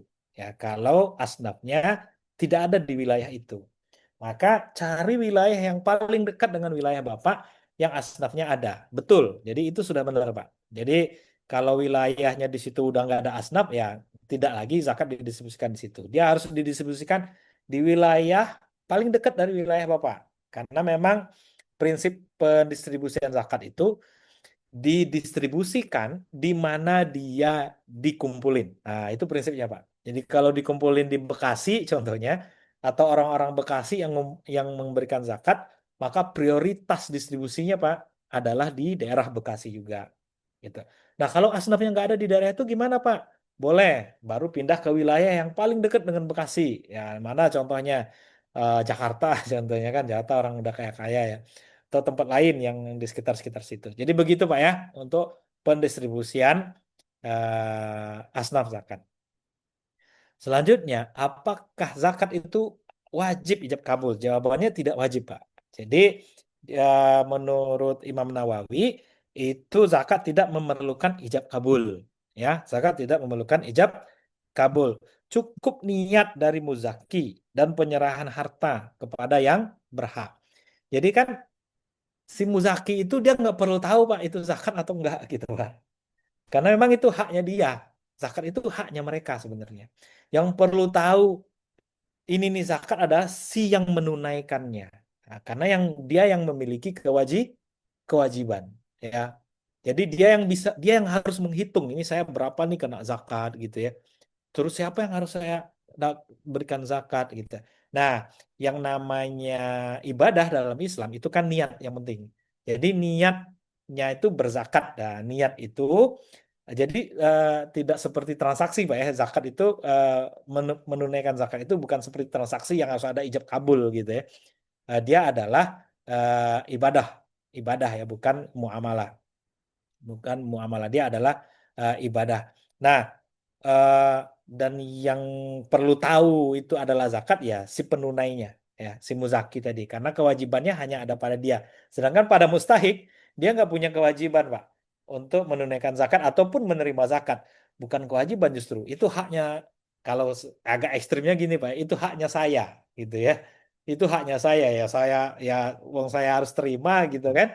Yang susah itu yang punya hartanya gitu ya. Karena dia punya kewajiban untuk memberikan itu kepada yang berhak. Ya, salah satunya tadi adalah mustahik. Itu Pak Zukrum ya. Mudah-mudahan bisa membantu jawabannya.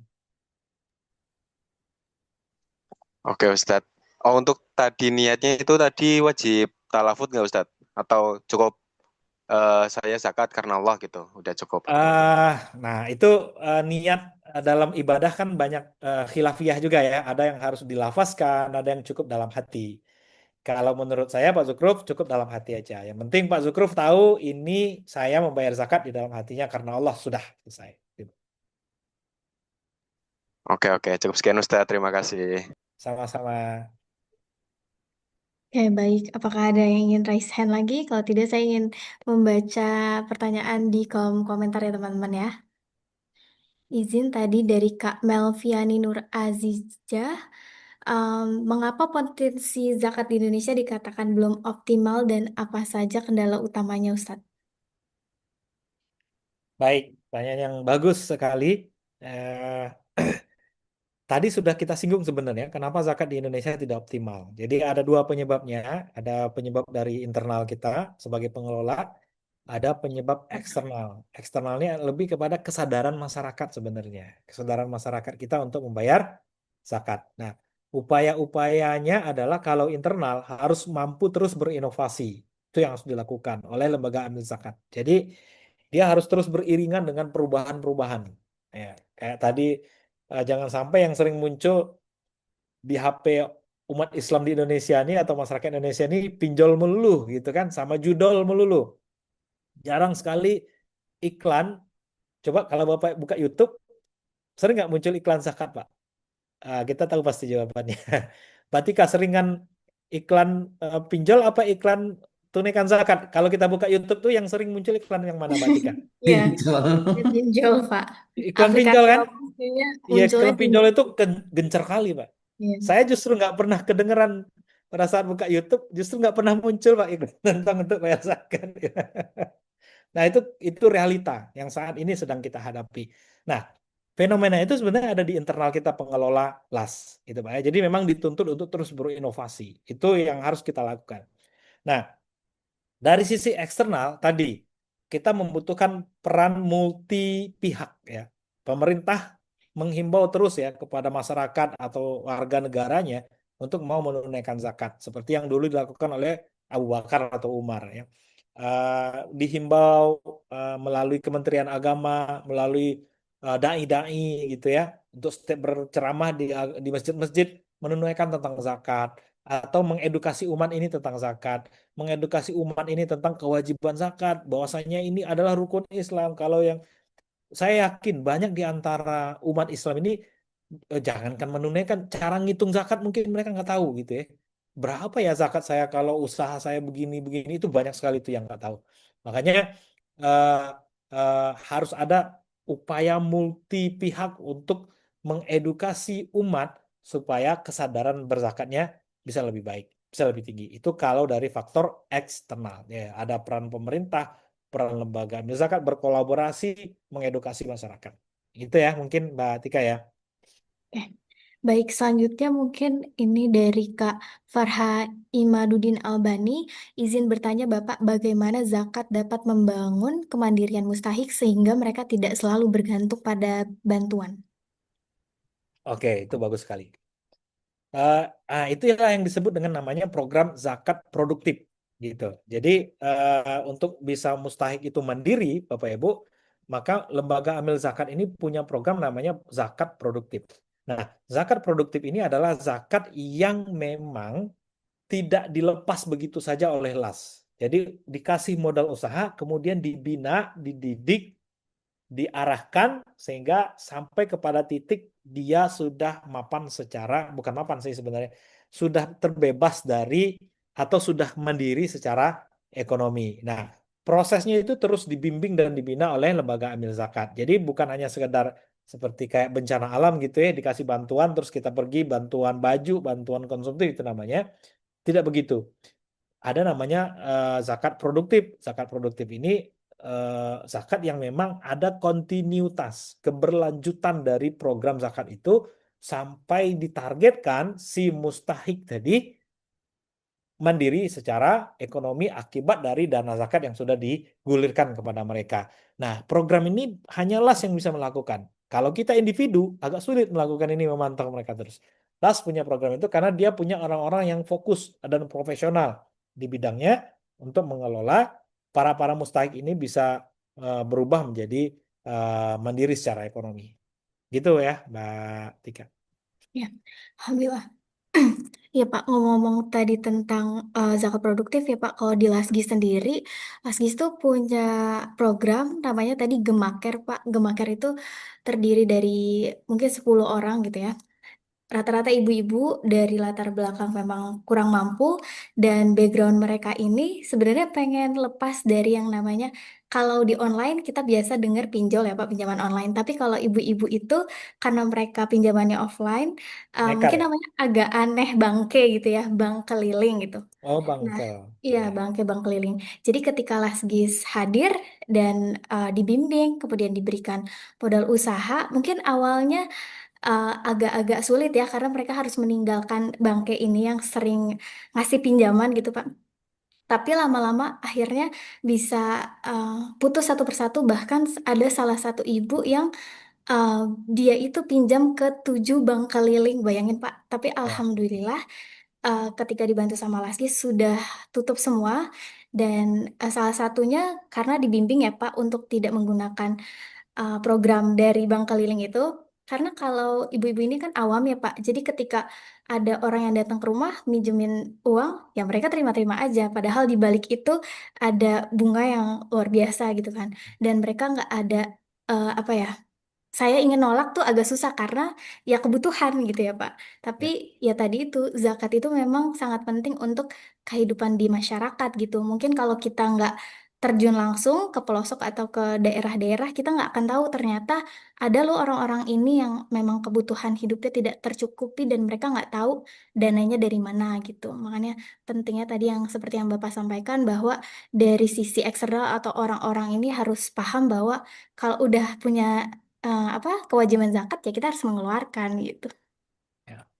Masya Allah, bagus sekali programnya Mbak Tika ya. Alhamdulillah. Sekarang bayangkan kalau program itu bisa luas dan masif Iya. gitu ya Mbak Tika ya. Mm-mm.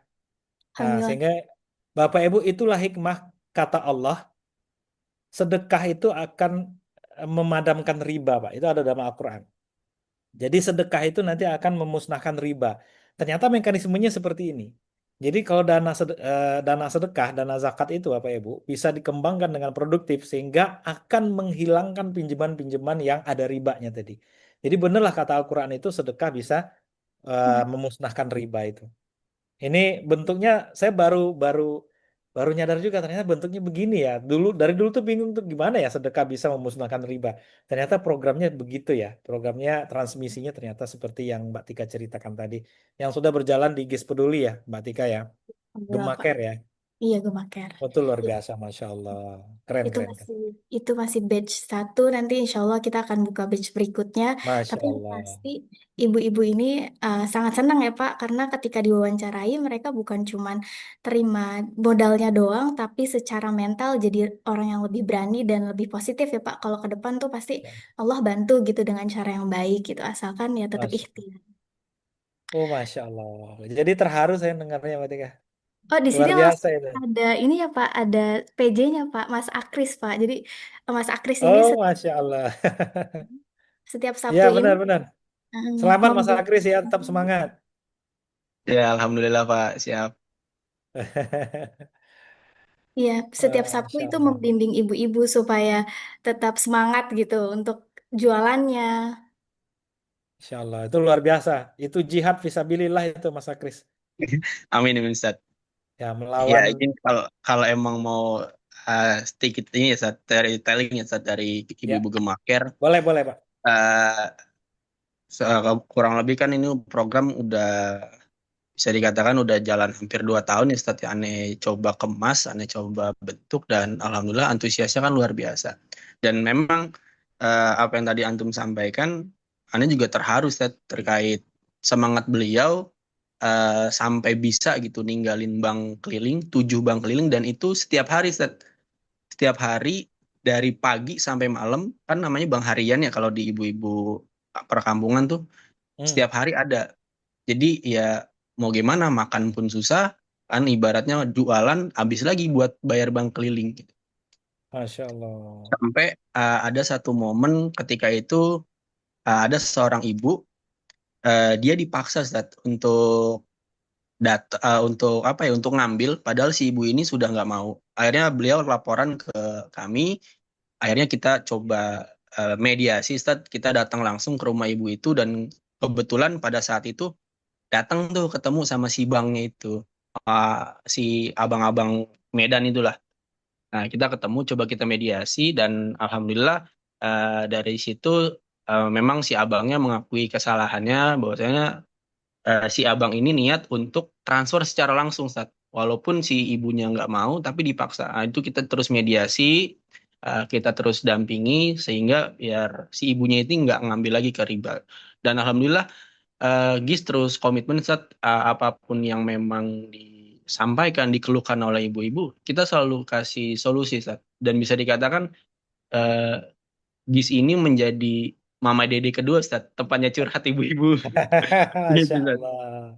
Nah, jadi Luar biasa Pak. betul. Jadi kita nggak cuman ngurusin dari eh, pinjaman, terus kemudian bank keliling atau bank emok. Kita juga coba konsolidasi terkait kasus suaminya mereka yang terjerat judol, Ustaz. Masya Ada Allah. satu tips di mana yang ini saya sampaikan kepada mereka, kepada ibu-ibu, untuk bagaimana mengurangi, minimal mengurangi ya, kebiasaan si suami ini main judol, Ustaz. Yaitu adalah mempersempit jalur si suami ini megang uang, Ustaz. Gitu. Hmm. Dan memang saya terus edukasi mereka, dan sedikit bisa dikatakan sedikit ada mumu kebohongan sih memang, Ustaz. Cuman ya insya Allah bohong demi kebaikan, Ustaz. Jadi Hmm. untuk saving uang, jadi saving uang itu mereka di luar dari rumah mereka. Biasanya kan ibu-ibu kalau nyimpan duit kayak di lemari, ya kan, di selipan baju. Nah, ini mereka kita prioritaskan kalau mau nyimpan uang bisa ke tetangga atau ke GIS aja, Ustaz. Ya, jadi nanti di kelompok ini kita ada ibaratnya PJ lah, tanggung jawab untuk bisa mengamankan. Karena kan kita bermitra juga lah dengan bank, yang mana insya Allah bisa aman lah. Kita coba rekomendasikan seperti itu, dan alhamdulillah, Ustaz, yang ibu-ibu ini 2 pekan berikutnya laporan ke saya, Pak, alhamdulillah suami saya yang tadinya setiap hari sekarang jadi udah jarang nih main apa judol, karena terus-terusan saya afirmasi dia, ketika suami minta, ibu sampaikan aja keluhan si anak, jadi bawa-bawa anak nih. masalah anaknya sekolah harus bayaran, terus alasan punya utang ke tetangga, padahal mah dia enggak, Ustaz. Tapi seolah-olah bagaimanapun caranya biar si suami ini eh, sadar ya, secara tidak langsung, oh iya utang istri saya banyak nih, oh kebutuhan anak saya banyak nih. Akhirnya kan si suami ini berkurang tuh niatnya untuk judol. Nah, alhamdulillah itulah yang afirmasi yang teman-teman GIS dari program Gemakir ini sampaikan kepada para mustahik itu, Ustaz. Itu sih Masya Ustaz, Allah, sedikit Masya Allah, storytelling Masya sedikit. Allah. Masya Allah. Pak Kris, ini jihad fisabilillah Pak Kris. Luar Amin biasa. insya Allah, Ustaz. Karena ini fenomena nyata yang benar-benar ada di hadapan masyarakat kita saat ini. Dan itu ada di lapisan paling bawah masyarakat kita. Hampir semuanya Pak, dari kota ke desa. Dan kita belum bisa memberikan solusi maksimal untuk mereka. Mudah-mudahan ya Pak Kris ya, teman-teman di GIS Peduli, tetap semangat. Insya Allah semangat kita dunia akhirat memberikan yang terbaik bagi umat ini. Itu mungkin Mbak Tika, saya jadi terharu ini dengar ceritanya. Ya, Masya Alhamdulillah. Allah. Ya. Oke, baik teman-teman. Mungkin sebelum ditutup, Pak, izinkan saya menampilkan salah satu dampak dari zakat tadi ya, Pak, Boleh Pak. yaitu berupa bantuan modal usaha atau motor roda 3 untuk Bapak Iik yang saat ini mengalami apa ya, amputasi, habis diamputasi. Sudah terlihat Bapak Ibu di layar? Alhamdulillah pada saat ini saya Sudah, Pak. bantuan dari GIS Peduli Kabupaten Bekasi. Alhamdulillah pada saat ini saya menerima bantuan dari GIS Peduli Kabupaten Bekasi, yaitu berupa motor roda 3 yang berbentuk ada gerobokan untuk dagangan, dan tentunya saya pribadi mengucapkan banyak-banyak terima kasih karena GIS Peduli telah memberikan bantuan kepada saya yang tentunya cukup sangat bermanfaat sekali. Mudah-mudahan bantuan ini berkah barokah untuk saya untuk melanjutkan kehidupan saya, untuk mencari nafkah yang saya masih punya tanggung jawab untuk membesarkan anak-anak saya.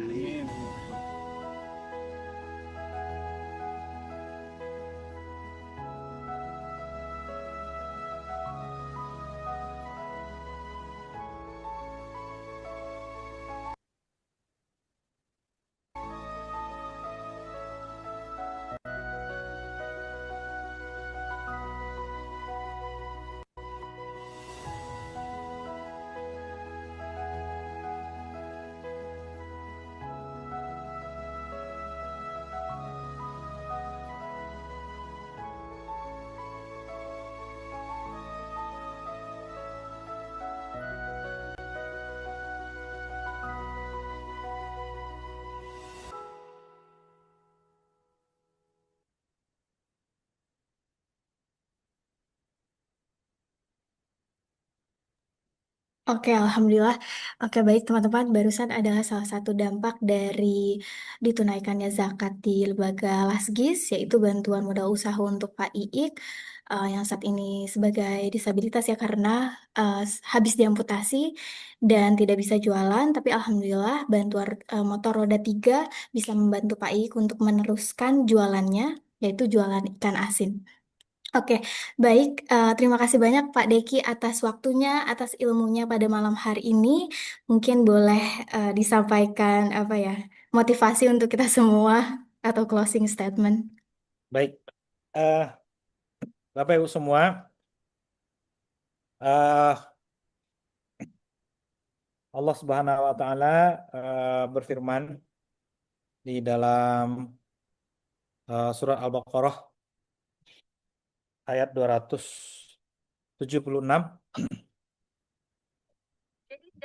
Yamhaqullahu riba wa yurbis shadaqati wallahu la yuhibbu kulla kaffarin athim. Allah memusnahkan riba dan menyuburkan sedekah. Allah tidak menyukai setiap orang yang tetap dalam kekafiran dan bergelimang dosa. Bapak Ibu semua, tadi sebenarnya hikmah terbesar yang kita bisa lihat adalah bagaimana bukti dari ayat Al-Quran di mana kata Allah, Allah adalah akan menyuburkan sedekah dan akan memusnahkan riba. Tentunya Allah akan menggerakkan hati-hati kita ya. Tinggal kita yang memilih apakah kita di barisan orang-orang yang eh, menyuburkan sedekah ataukah kita di barisan orang-orang yang eh, menyuburkan riba. Maka oleh karena itu Bapak Ibu semua, kita berdoa dan berharap pada Allah, Allah teguhkan dan kuatkan hati kita untuk bersama-sama di jalan Allah ini, berjihad fisabilillah, menegakkan syiar-syiar agama Allah melalui zakat, melalui pengentasan kemiskinan, melalui sedekah, dan pada saat yang sama sebenarnya kita membendung ya, membendung gelombang riba yang sangat besar. Karena hadis Rasulullah bilang nanti di akhir zaman kita tidak bisa menghindar dari riba, bahkan kita akan terkena debunya. Sekalipun kita berupaya untuk menghindari riba, kita akan terkena debunya. Nah, saya rasa itu zamannya ada saat ini, gitu. Karena kemanapun kita, apapun yang kita lakukan, kita selalu berurusan dengan riba. Sedangkan riba adalah salah satu dosa besar dalam Islam. Bapak Ibu semua, eh, kita berharap Allah memberikan kita kekuatan, memberikan kita kelapangan hati ya, untuk bersama-sama menunaikan kewajiban-kewajiban khususnya kewajiban zakat dan kewajiban ibadah lainnya. Allah memberikan kita kekuatan dan kebahagiaan untuk senantiasa berada di jalan ini ya, mensyiarkan agamanya sehingga Allah memenangkan agamanya ini di atas panji-panji yang lain. Dan kita dimasukkan kepada jundullah istilahnya ya, tentara-tentara Allah yang memperjuangkan agamanya dan menjadi bekal nanti bagi kita untuk selamat di akhirat kelak dan dimasukkan ke dalam surganya. Amin ya rabbal alamin. Demikian saja Bapak Ibu, saya mohon maaf atas segala kekurangan kesalahan, atas segala kekhilafan. Semoga Allah menerima amal ibadah kita pada malam hari ini. Allah catat sebagai amal soleh. Allah catat sebagai orang-orang yang menuntut ilmunya dalam rangka taat dan takwa kepada Allah Subhanahu wa taala. Demikian, terima kasih. Wassalamualaikum warahmatullahi wabarakatuh.